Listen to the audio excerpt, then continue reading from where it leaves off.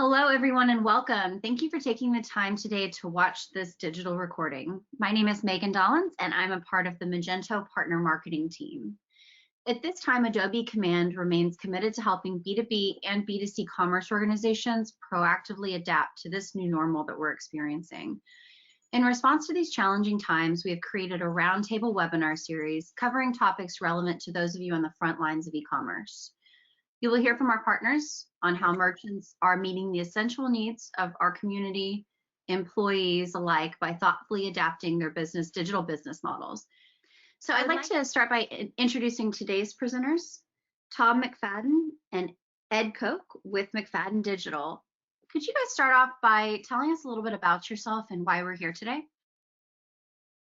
Thank you, Megan. This is Tom McFadyen, CEO of McFadyen Digital, and thanks for the opportunity to discuss this with you. The next slide, I'll talk a little bit about McFadyen Digital and our background, but some of the topics we're going to discuss will be the changes to consumer behavior, the category trends, and some of the opportunities available for merchants, and then how and when do we adapt. So Ed Koch and I will be sharing the stage on this, and I'll hand it over to Ed. Hi, this is Ed, and I look forward to sharing some of the insights we've gleaned from working with our clients over the last years.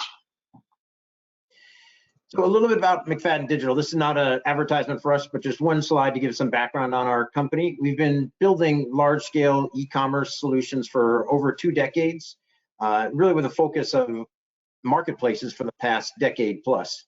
In that time frame, we've built several hundred large-scale e-commerce solutions, serving the number 1, number 2, or number 3 category leader across about 10 different verticals, from luxury brands to B2B distribution, to food service, to grocery.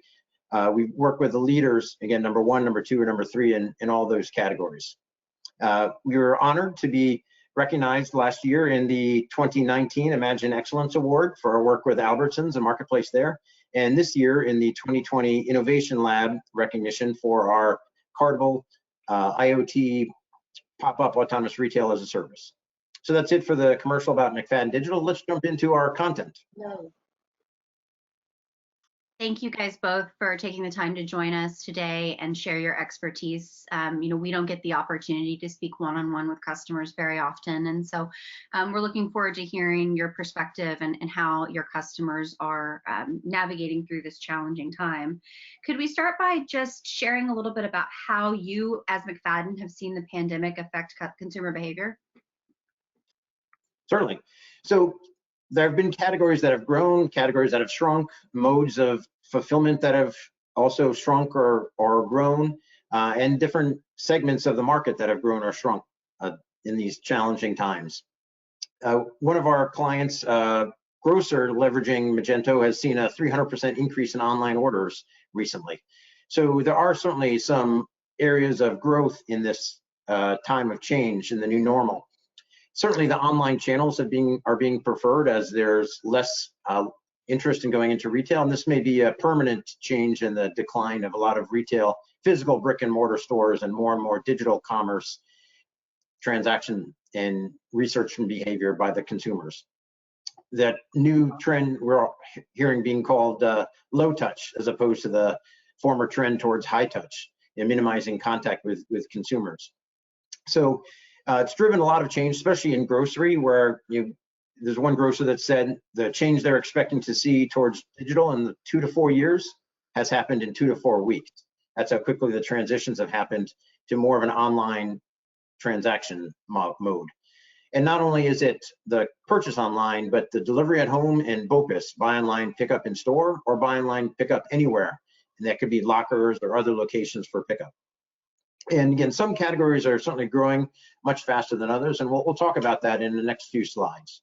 So Adobe actually did some great slides, great analysis on the next slide about which categories have grown and what the general trend has been in e-commerce. So 25% increase in e-commerce. So Adobe Analytics, it's a great digital economy index by Adobe. This was announced during the summit. Great data there. Grocery has grown 200%, and the click and collect sales have grown by 62%, also called BOPIS, or curbside pickup in the US. Fitness equipment's another category that's grown quite a bit. We've done our own research and highlighted on the McFadyen blog some of our observations from our several dozen clients and which ones have gone up. You know, biomedical organizations have gone up, food delivery, others have gone up, others have gone down. Unfortunately, some of those that serve restaurant equipment and serve academic organizations, we've seen unfortunate declines in their business in the near term. And certainly some categories that I've mentioned here. And in this graphic shows the top 10 that have increased and the bottom 10 that have decreased. You'll see certainly some that make sense, like disposable gloves and long-term foods such as rice and grains, weight training for people stuck at home, and some have declined. The increases in the top categories have been substantially greater than the declines in those top categories. And so what can you actually do with this data? So let's go to the next slide, where we can take this top 100. There was a great analysis by Stackline of the top 100 fastest growing and the top 100 fastest declining categories. We did this for one of our clients. Map those out. In column C of the spreadsheet, you'll see, or D, sorry, you'll see a relevance. So is this category relevant to my industry? So here we filter just to the relevant ones, and in columns E, F, and G, we filter out the supply chain for this client. In our first party supply chain, do we have sources of these categories of products? First party meaning it's our traditional stocked inventory in our distribution centers, our warehouses. Then columns F and G are for third party. So if you have a marketplace and you have third party sellers, can those current third party sellers add these categories of products? Or are there new third party sellers you want to bring into your marketplace to sell these products on your behalf? And this is a great example of where marketplaces add that ability to quickly respond to quickly changing market dynamics with third-party sellers. You're adding new products into your marketplace in a day or a few hours, as opposed to the traditional sourcing and contract negotiation terms of onboarding new suppliers or vendors into an ERP or PIM, product information management system. The ability to quickly respond here. So doing this, stepping back, doing this mapping of what are the hot categories, and also looking at this in a logical approach. So, you know, the rush in toilet paper was probably a surge. It's not going to be a long-term trend where the long-term consumption of toilet paper will change drastically. But some of these categories probably will be long-term changes. So doing that type of analysis is an important action that we find retailers and B2B organizations can do to improve their responsiveness and ability to adapt to changing markets. So, you know, as we look at what this fast pace of change is doing to the environments that you need to operate in, you know, there are a couple of very clear, you know, divisions that we see in the kinds of products and services people are looking for. And so if you think of, in terms of, we were actually talking about this earlier in terms of Maslow's hierarchy of needs, but there are some things that are just essential. So the sorts of things we've seen the biggest surges in thus far have been around categories like food and beverage and personal care and some of the other categories that you see here.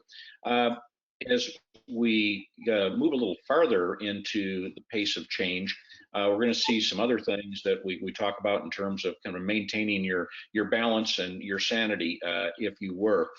So it's some of the things like a beer and wine or entertainments and games that can be consumed with your families, beauty products, electronics, some of the other things that you know are great additives to lifestyle and interactions. So as we look at the folks that have said in a survey that 78% of all consumers now feel that feeling safe and trusting in the brands that they serve are the opportunities that you have to serve in these categories. So some of the things that you look at, Tom has mentioned buy online, pick up in store. Obviously, delivery has seen some huge surges. We're starting to see more opportunities for bundling products, whether it's a meal box or coming up with a repeatable list of the standard supplies that people want from a replenishment standpoint. And so those are the sorts of opportunities that we think consumers are really looking for as they seek a sense of normalcy in going online at the pace that we've seen over the last few weeks. So as we move longer term, into what we expect to see, obviously, as Tom mentioned, the acceleration of e-commerce happened so quickly, maybe compressed years into literally weeks. So you now start to think about the things that consumers are looking for. It's not just the safety aspect of the low touch sort of environment that we see represented with curbside pickup or even a delivery sort of an environment. It may be things like the lockers that could be available, or in the illustration here, Cartable, which is another buy online, pick up anywhere or location that can be located closest to your customer's need. There's also going to be some opportunities for new branding and the way that you talk about the completeness of your inventory, the selection that you can offer, the fact that you've got expanded supply chain by moving into categories and marketplace categories where you can be fulfilled from multiple sources. And those are all opportunities that we think are going to really give you an opportunity to break out competitively and do a better job of supporting your customers. And of course, we do know that mobile has become ever more important, and the things that you can do today to improve the performance and the accessibility of your mobile options, things like progressive web apps and so forth, are going to become increasingly important to your business. Another trend, before we jump into the next section, I'll add on to that, is for smaller merchants, we've seen where Amazon has stopped or deprioritized non-essential categories. So a lot of those sellers that have been pushed back or have been kicked out of the FBA fulfilled by Amazon opportunities have started selling more direct to consumer instead of selling through the Amazon marketplace. So a lot of those smaller sellers, smaller merchants, are now seeing a growth in their own first-party e-commerce site selling direct to consumer instead of through Amazon. So there's a lot of opportunity for those smaller merchants to grow their sales, which a lot of people didn't think that the big 800-pound gorilla of Amazon taking them off their marketplace would be a good thing, but it has actually turned out to be a good thing for some smaller merchants. Yeah, the changing in consumer behavior and the new normal definitely resonates with me. My parents, who are getting older, always made a big joke about me ordering things like dishwasher detergent from Amazon and it being delivered to the door when you can just grab it at the grocery store, because that was never something that had crossed their mind. But quickly they've adopted the buy online, pick up in store and grocery delivery. And I find myself, even though as a millennial, I felt pretty adapted to being a commerce user, that I'm looking for something a little bit different in terms of experience. So when I'm shopping online, which I don't typically buy clothes online, but now I'm really drawn to those that are offering a brand experience for me. So that could be marketplaces, subscription models. So in both categories, we're kind of changing the way that we consume, and I can see that in my everyday life as well. So thank you for sharing those statistics. I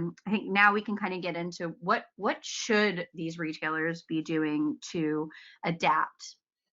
So maybe we can quote Darwin here. So his quote is, "It's not the strongest of the species that survives, nor the most intelligent, but the ones most responsive to change." And we're definitely in a time of accelerated change, and that responsiveness to change and adaptability is what's going to help organizations and organisms survive and thrive. So one of the first areas is communication, making sure that customers know your brand's actions and goals in empathetic terms, not out to profit from the situation. There have been some great examples and some poor examples of communication to customers along the changing times. So certainly that's important. And a lot of times organizations will stress their core values in this communication, and those core values should be even more important during times of rapid change than they are during the normal times. So obviously direct traffic to stores, where the the customer experience can continue to happen in a digital format, and listen to the feedback from those customers. In the digital reality of where organizations are, certainly look at the platform, the technology that you have. We find Magento, our recommended platform, is the most adaptable in terms of scalability, features, functionality, and robustness to go to scale. With some sites doing billions of dollars of revenue online per year through Magento. So we're very excited to be continue working with Magento and scaling these companies through the growth opportunities that are here in the digital commerce expansion going on now. And certainly partnering to help analyze where the opportunities are, where the risks are, and make it a reality, not just an idea on a PowerPoint slide, but turn it into orders flowing into your system and products going out to your customers. So the trust in the brand is certainly one of the most important elements as well. So making sure that your communication is truthful, honest, and sincere builds that relationship and can help in the transaction value going forward. Well, thanks for joining us for this conversation. We appreciate the opportunity to discuss this with you, and would love to follow up with anybody on next steps. Thank you both, Tom and Ed, and everybody on the McFadyen team for putting together this information. We really all in this together, and we hope that this short discussion can help you better prepare to serve your customers in these difficult times, and that we can all come out of this challenging situation better than we went into it and better prepared for future challenges. You will be receiving an email with this contact information for Tom and Ed, and you can always contact them at info@mcfadyen.com. Thank you again, everybody.